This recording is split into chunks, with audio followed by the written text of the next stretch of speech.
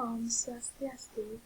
Selamat pagi dosen pengampu mata kuliah auditing Bapak Edi Sujana dan rekan-rekan kelas 4C. Sini kami dari kelompok 8 ingin membawakan materi tentang Materiality, Dictation, and Analytical Procedure. Sebelum lanjut ke presentasi, izinkan kami untuk memperkenalkan diri.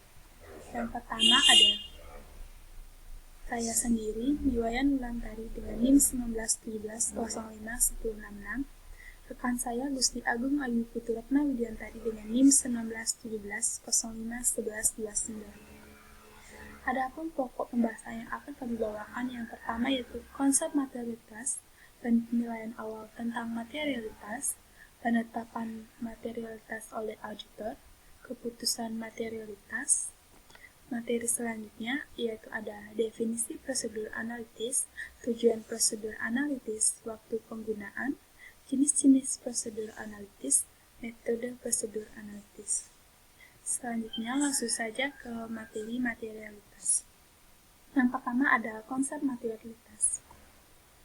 Materialitas merupakan dasar penerapan dasar auditing, terutama standar pekerjaan lapangan dan standar pelaporan dan suatu pertimbangan penting dalam menentukan jenis lapor yang tepat untuk diterbitkan dalam situasi tertentu.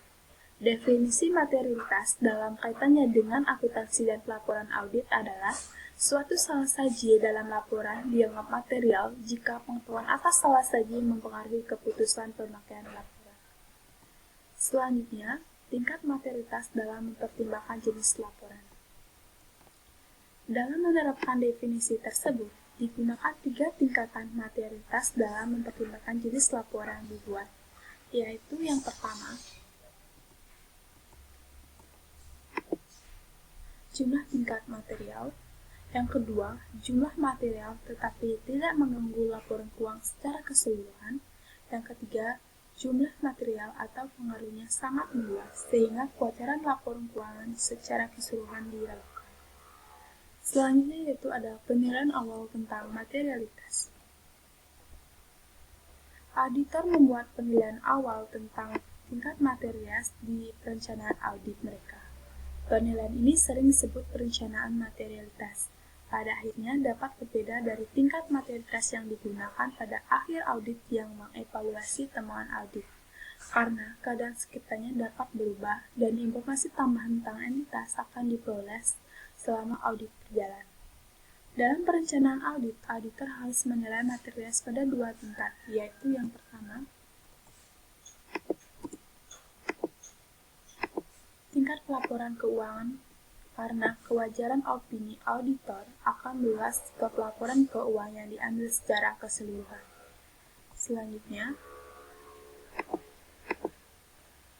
tingkat accounts balance, karena auditor memverifikasi saldo akun dalam mencapai kesimpulan keseluruhan atas kewajaran laporan keuangan. Selanjutnya ada penetapan materialitas oleh auditor. Langkah-langkah dalam penetapan materialitas yaitu yang pertama, menetapkan pertimbangan awal tentang materialitas. Yang kedua, mengalokasikan pertimbangan pendahuluan tentang materialitas ke dalam segmen. Yang ketiga, mengestimasi total salah saji dalam segmen. Yang keempat, memperkirakan salah saji gabungan. Yang kelima, membandingkan salah saji gabungan dengan pertimbangan pendahuluan atau yang direvisi tentang materialitas. Selanjutnya ada keputusan materialitas. Seorang auditor untuk memutuskan apakah sesuatu hal bersifat tidak material, atau sangat material. Evaluasi materialitas tergantung pula pada apakah dalam situasi tertentu terdapat suatu ketidaksesuaian dengan GAAP atau PSAK atau terdapat suatu pembatasan lingkup audit. Yang pertama ada keputusan materialitas non-GAAP. Ketika seorang klien gagal dalam mengikuti prinsip GAAP, maka lapor audit yang terbitkan apakah berupa pendapat wajar tanpa syarat, hanya pendapatan wajar dengan pengecualian, atau pendapatan tidak wajar, tergantung dari materialitas dari penyimpangan yang terjadi. Yang kedua, ada keputusan materialitas kondisi pembatasan lingkup audit, di mana ketika terdapat suatu pembatasan lingkup audit, lapor audit dapat berupa wajar tanpa syarat, wajar dengan pengecualian atas ruangan lingkup dan pendapat audit atau penolakan pemberian pendapatan tergantung dari materialitas pembatasan lingkup audit tersebut. Sekian materi tentang materialitas, dan untuk materi selanjutnya akan dibawakan oleh teman saya.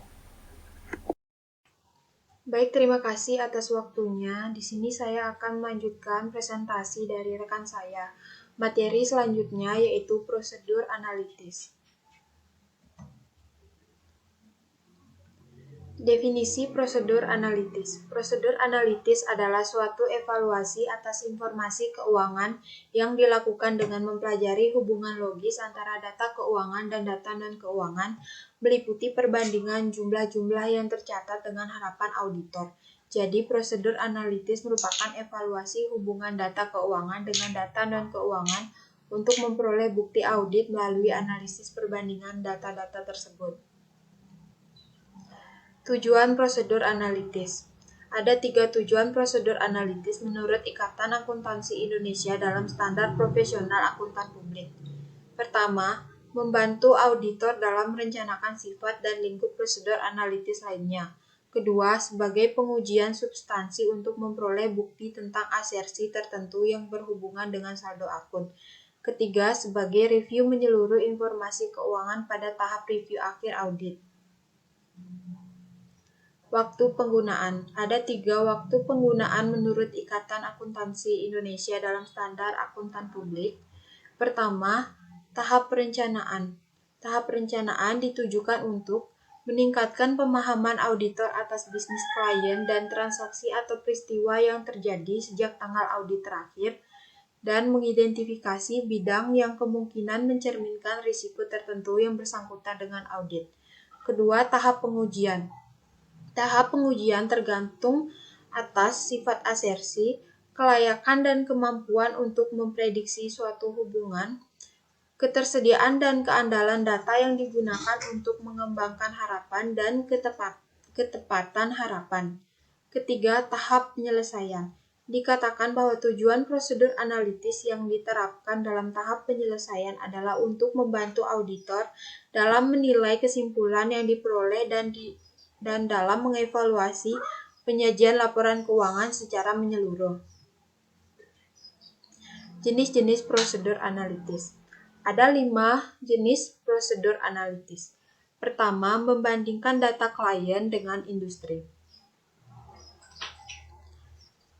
Membandingkan data klien dan data industri serupa dapat memberikan informasi yang berguna untuk menilai kinerja klien. Kedua, membandingkan data klien dengan data serupa pada periode sebelumnya.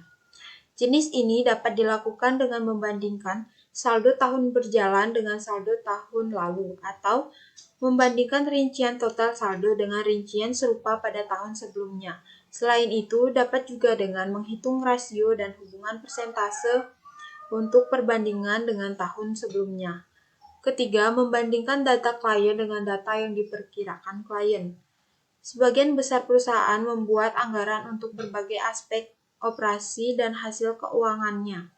Karena anggaran mencerminkan akun klien untuk suatu periode, penyelidikan atas bidang-bidang terpenting di mana terdapat perbedaan antara hasil yang dianggarkan dan yang sebenarnya dapat menunjukkan adanya kemungkinan salah saji. Keempat, yaitu membandingkan data klien dengan data yang diperkirakan auditor. Jenis perbandingan antara data klien dengan hasil-hasil yang diperkirakan adalah bila auditor menghitung saldo-saldo yang diperkirakan untuk dibandingkan dengan saldo-saldo sebenarnya. Yang terakhir yaitu membandingkan data klien dengan hasil perkiraan yang menggunakan data non-keuangan. Perhatian pokok dalam memanfaatkan data non-keuangan adalah akurasi data tersebut. Misalnya dengan mengaudit sebuah hotel, diketahui jumlah kamar, tarif untuk setiap kamar, dan tingkat hunian. Dengan memanfaatkan data itu akan lebih mudah untuk mengestimasi total pendapatan dari semua kamar untuk dibandingkan dengan pendapatan yang tercatat. Metode prosedur analitis. Metode prosedur analitis menurut Sofyan Sapri dalam buku Auditing Contemporary yaitu ada 4. Pertama, subjective evaluation. Menurut Sofyan Sapri dalam buku Auditing Kontemporer menerangkan bahwa dalam metode subjective evaluation, pemeriksaan dilakukan berdasarkan pada keahlian, pengalaman, dan pengetahuan auditor. Kedua, rules of thumb. Menurut Sofyan Sapri dalam buku Auditing Kontemporer menerangkan bahwa metode rules of thumb menggunakan data kuantitatif yang sederhana untuk membandingkan nilai audit tahun lalu dengan nilai audit yang sedang diperiksa. Ketiga, time trend extrapolation. Menurut Sofyan Sapri dalam buku Auditing Kontemporer menerangkan bahwa metode ini dilaksanakan secara objektif karena sumber informasinya didasarkan pada angka audit tahun lalu. Yang keempat, regression models. Menurut Sofyan Sapri dalam buku Auditing Kontemporer menerangkan bahwa metode ini merupakan cara perhitungan angka perkiraan yang memakai data dalam memperkirakan angka yang akan terjadi di masa yang akan datang dengan menggunakan beberapa variabel.